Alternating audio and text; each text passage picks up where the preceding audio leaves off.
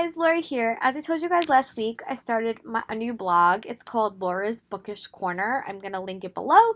But I've decided to start doing memes, and some of the memes I do every week will correspond with videos. So Tuesday's meme is top 10, and the theme this week from The Broke and the Bookish is top 10 fictional fathers. I think I wind up doing like top 11 fictional fathers because I included 2 from TV.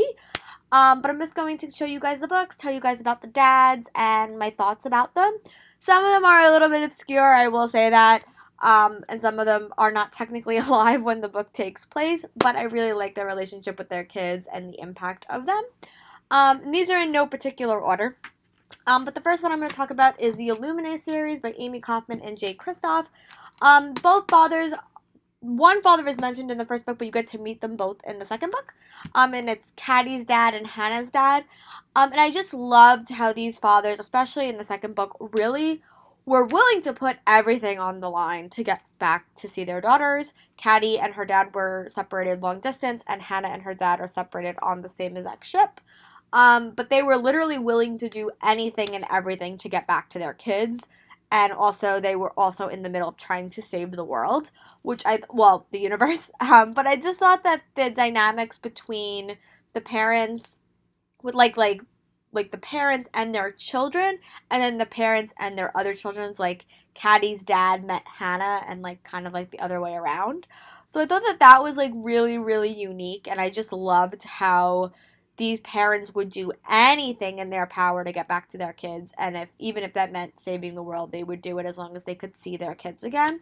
So if you have not checked out this series, I think I have recommended this so much, but Caddy's dad and Hannah's dad are some of my favorite fictional fathers.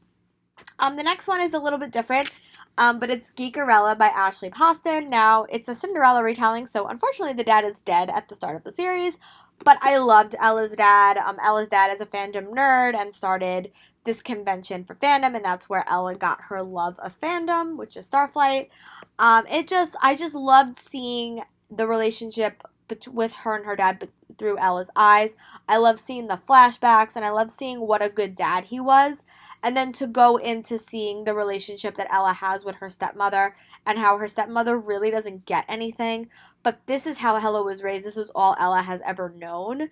I think that that is really unique and really different, and I just loved seeing their relationship, and I think by the end of the book, I was equally as brokenhearted as Ella was that, her dad wasn't there, because I think that this book could have ended so differently if her dad had simply been alive. So I think looking back, I think also this is another really good book to see the impact a parent can have on their kids even when they're long gone.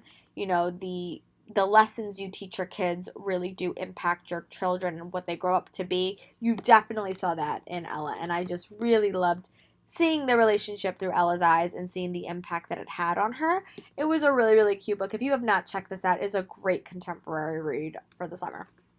The next one is a bonus. You get 2 dads. It's Lola and the Boy Next Door. This is actually the first book I read that had any type of gay and lesbian parenting. But Andy and Nathan are amazing. I think I have listened or read this book like 5 different times. I love Lola, but I love her dads. I think her dads have a great dynamic. And the way that Stephanie Perkins did it is she did not create like a cookie cutter gay dad, like one's, the feminine ones and one's not.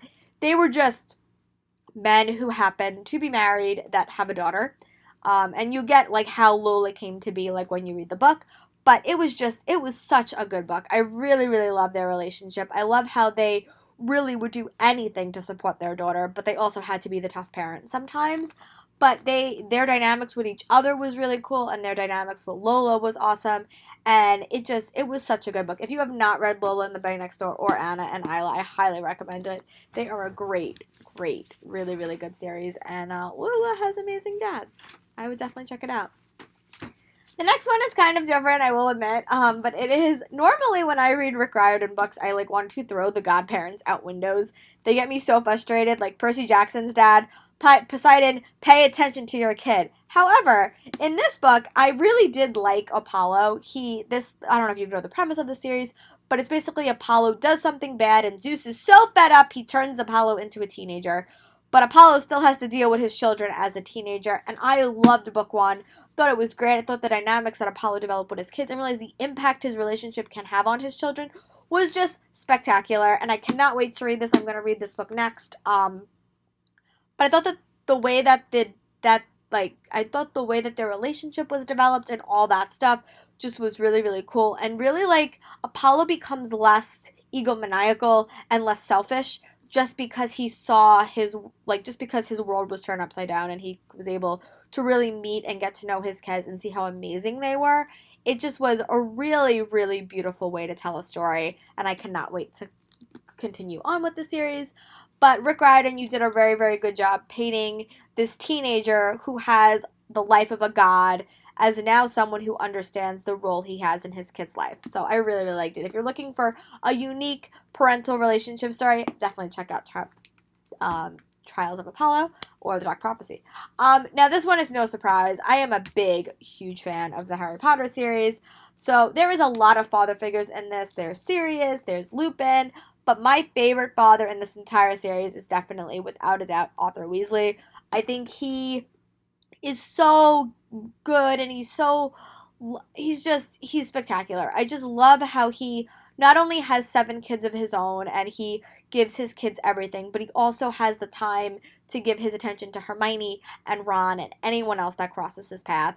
And just because he has 7 kids, that does not mean that is his only focus. He also supports Harry, loves Harry, and I think that just because of that, he deserves to be on this list. But he's also a great dad to his own kids, and he just adds humor and fun to these novels. And sometimes, especially in book 5, when something happens to him and it's a very, very dire situation, he still makes you laugh. And I think that his obsession with Muggle electronics and simply anything Muggles makes me laugh so hard. So he had to be included in this list.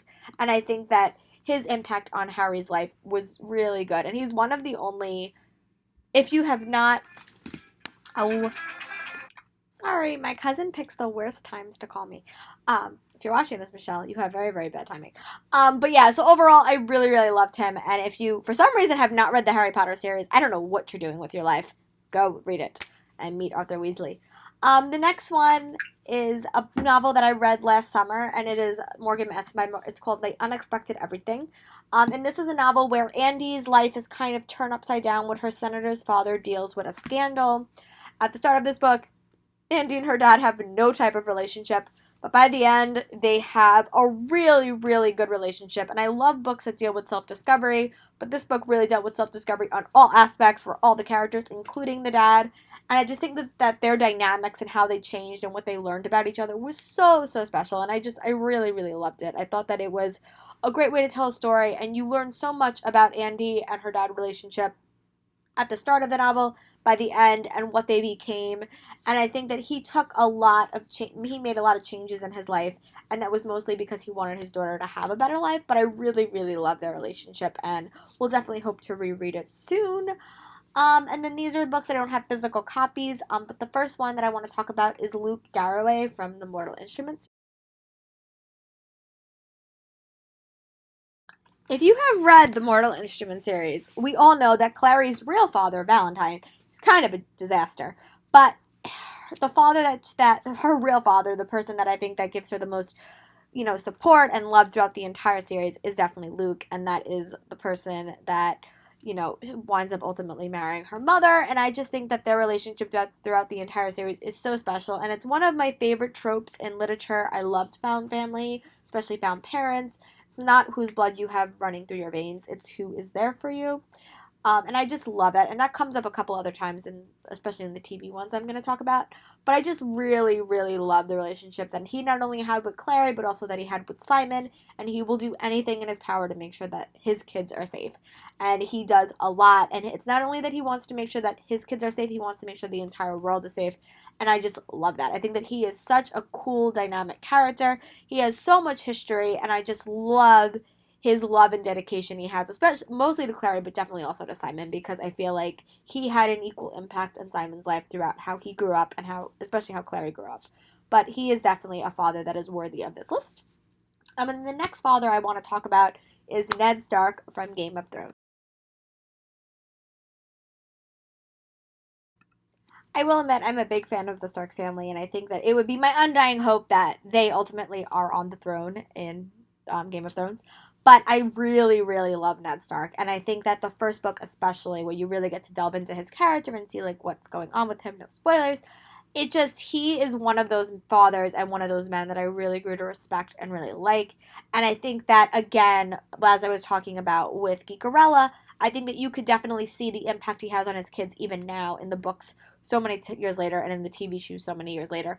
The impact that his kids still have and that he still has on his kids. I just loved it. I thought that he was a great dad and I just loved his relationship with all his kids. I especially loved his relationship with John because technically we all know what all that was about. But I just really, really loved, especially the advice he gave to his daughters, especially Arya and Sansa. I just really, really appreciated their friendship. And I just was like, at the end of that book, I was like, no! If you have not read or seen Game of Thrones, read it. So you know what I'm talking about. But overall, I really, really like Ned Stark as a character, and just even now watching the show, which is coming back in July, I am excited to see the impact that Ned Stark continues to have on his children. And then the next book I'm going to talk about is definitely a tearjerker, and it is Second Chance Summer, which is also by Morgan Map. This book is about Taylor and her family, and Taylor's dad unfortunately learns that he does not have that much longer to live, and he decides to take his family up to a summer house for the thing for his final days. It is a heartbreakingly beautiful novel. It is so devastating, but it really does show the impact a father's legacy can have on his children and the just the simple act of making your last days matter. I just love Taylor and her dad's relationship, and I love Taylor's dad's relationship with like all of like his wife and all his kids, and just like how he really tried to make that summer special for everybody and tried to give as much wisdom as he could. It was a heartbreakingly beautiful novel. Very, very tear-jerking. It was definitely like a heart tug. Like at the end of that book, you feel like emotionally drained. I think that was a book that definitely caused me to have a book hangover. But their relationship was so well done and so well crafted that you really, really felt it.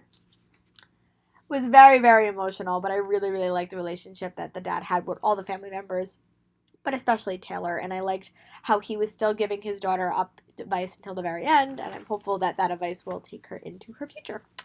The last two were just bonuses. I couldn't really think of any other like book related people, but I decided to do fictional fathers. So I'm a big fan of Teen Wolf and The Flash, and they have two very, very strong relationships. The sheriff in Teen Wolf is probably one of my favorite dads in all of TV. I adore him. I love Sheriff Selinsky. I love him as a character. I also love him as a dad. Um, his relationship with Styles is probably one of the best TV father relationships I've ever seen. I just love them. I think he brings wit, humor, and emotion to a very intense show, but he has some of the best scenes with his sons, and I love them. In addition to Teen Wolf, I also really like Joe on the Flash. This is another found family. Barry winds up being adopted by them. Basically, as he lived with them while his father is off somewhere. Watch the TV show to learn out where his father really is. But the simple fact that Joe raised Barry and the connection they have and the bond that they have, any scene that they have that's really emotional will bring you to tears. They are just both, I mean, Grant Gustin and Jesse L. Martin are just really, really good actors, but the relationship that they present on stage is just spectacular. So those are all my fictional fathers. Comment below and let me know what is one of your favorite fictional fathers. I also did a really, really long blog post talking about all of these fathers. Go comment over there and let me know what your favorite fictional dad is. But I hope you guys are having a great day, and I'll talk to you guys later. Bye!